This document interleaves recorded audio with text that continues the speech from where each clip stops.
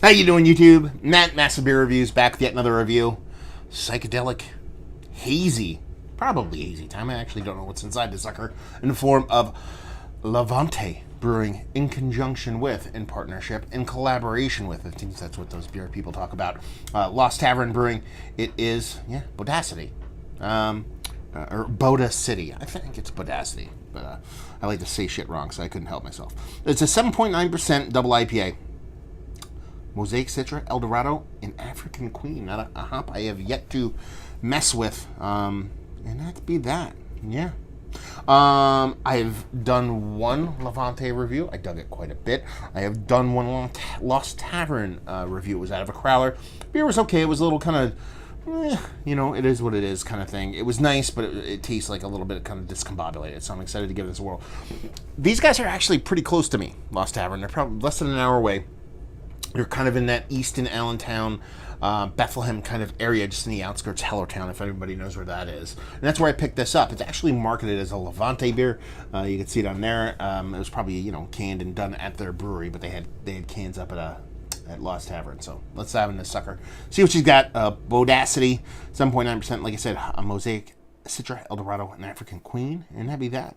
Levi-wise, it's kind of, reminds me of like H&R Puff and stuff or something. Like psychedelic, kind of drawn. The drawing is, as someone who lived in the art community, it's not my favorite kind of art style, but it kind of works. It's eye-catching. I can get down with it.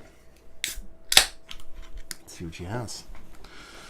So yeah, like I said, Lost Tavern, not too far away from me. Levante, on the other hand, I've never been there. They're not super far away from me, and with me moving from PA, it's a little bit harder for me to get out in places now, but I'll eventually make it down there. What do we have here? I mean, a rich orange beer. A little bit of light on the edges, nothing too crazy. Pinky finger, nice creaminess to the top. Super microscopic, compact bubble sands, a couple stragglers. And she looks like a big, rich, dense hazy. Definitely a little bit darker than what you'd expect from your typical New England style IPA. But she looks big, dark, and hazy. Let's get a sniffy poo. Yeah. It's got this candied vibe to it, like this kind of orange, like tangerine, nectarine, kind of orange with a touch of stone fruit, kind of candied. When I say candied, I mean it's kind of like when you're sucking a hard candy, that type of sweetness as opposed to a fluffier, creamier, more organic kind of sweetness. There's a soft bittering on the edges. It's nothing too big. Yeah, that bitterness coming through a little bit more. If anything, it's a soft, weedy kind of bittering. But yet, not a huge nose on it. Pleasant, nice, but a bit soft, a bit gentle. Nothing overtly bodacious, but it smells nice. Let's dive in. Cheers.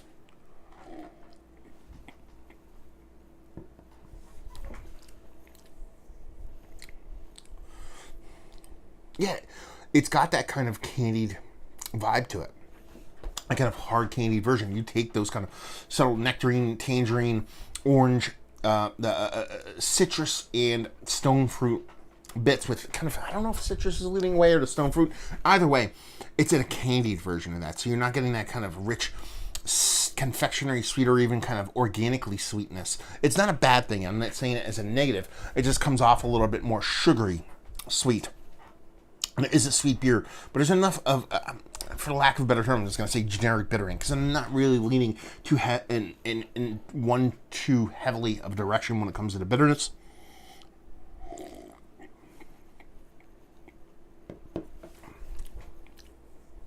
It's got a nice mouthfeel to it. Nothing super creamy or fluffy. There's a nice kind of grainy, oaty, kind of maltiness to it. Some people will be like, oh, that's kind of poopy. It comes off almost like cereal-like in its grains, but I welcome it. I like it. It's an added level of taste to the beer in a good way. It's not like when most people hear the word malty, they think, your Two Hearteds of the world, those kind of old school double IPAs, to where you're just getting this rich sweetness. It has that candied sweetness to it, but then it has that extra level, that oated, creamy, kind of cereal graininess, which I actually am a fan of in beers. It's nice. There's something else in there. There's like a pop of like a tropical fruit, or like a fruit punch. kind of vibe floating around. I don't know if it's from the hop or maybe it's like a yeast ester, like a bubblegum thing trying to get through, but not really getting there. It's tasty. I like it. I think it's fun. It's not the best double IPA I've had in quite some time, but it's a fun change, a fun shift of gears from a lot of the super kind of drop out all bitterness, super hazy kind of IPA thing. It's a little bit kind of old schooler. It's kind of taking, even though I said it's not much like that, taking your kind of old school double IPAs or double Two Hearteds of the world, those kind of beers, bringing some of that influence. I think a lot of new school as far as kind of technique and hop scheduling and hop use and the kind of types of hops they're using, but bringing that kind of haze into that old school kind of double IPA. It's cool. Almost getting like a touch of honey in there too, like a little bit of honey vibes, honey malt vibes. Yeah, I like it. Sweet, bittering, fruit's nice. Everything is not explosive, but very rich and effective. Is that the word I want to use? It's there, but it's nothing that's going to strike you over the face with a singular kind of taste note other than its sweetness and that grain thing that I dig, that some people aren't a big fan of, but I like it. Cereal grains, as I said earlier. And that's that. Done. Let's talk about it. It's one of the better double IPAs I've had as of late. For me, no. But I could see some people really digging this beer. It's more a matter of personal taste. And that's what I do here. I talk about what I taste and what I like, and while it's on the outside looking in of that, for me, it's a fun beer. Value availability, I think it was $18 a 4-pack, I think. That's kind of standard fare for double IPA, especially with the collaboration ilk. And leave you with, if you like what we like this, if you like big double IPAs, you like that kind of like cereal fruited component that I was talking about. And that's actually what it makes more sense to me now. I didn't even think about it. It's like almost like the crunch berries. That's what it tastes like to me more now that I think about it, like crunch berries from Captain Crunch. Just the crunch berry portion of the show. That's the way that fruit shows. So if those are the kind of things that you dig, then you'll definitely dig this one. There you go. Another review in the books.